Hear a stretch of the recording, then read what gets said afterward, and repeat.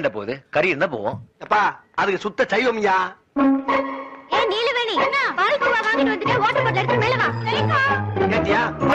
அங்க பிரியாணி கடையில பால்கோவா கிடைக்கும்.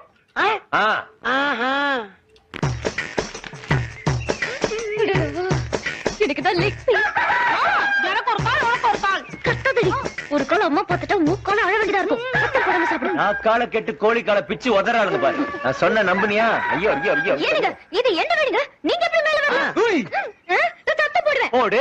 உங்க அம்மா வரட்டும். இந்த சிக்கன் பிரியாணி சீக்கிரட்லாம் தெரியட்டும். அடேங்க அப்பா. நீங்க லெக் பீஸ் தான் சாப்பிடுறீங்களோ? இதுல பிரியாணி பேரு பால்கோவா. ஏப்பா நீ மட்டும் இட்லிய சோறாக்கலாம், பீர மோராக்கலாம், இவங்க பிரியாணிய பால்கோவா ஆக்கப்படாதோ? ஒன்னத்தான். ஏய், வீட்டுக்கு தெரியாம இது எத்தனை நாளா நடக்குது? நான் 12th படிக்கிறப்போ என் ஃப்ரெண்ட்ஸ் சிக்கனை சேன கழுகுன்னு சொல்லி ஏமாத்தி சாப்பிட வச்சுட்டாங்க. நாக்குல டேஸ்ட் ஒட்டிக்கிச்சு. அதுல இருந்து கண்டினியூ பண்றேன். ஒவ்வொன்னுக்கு ஒரு பிளாஸ்டிக் வச்சிருக்கா.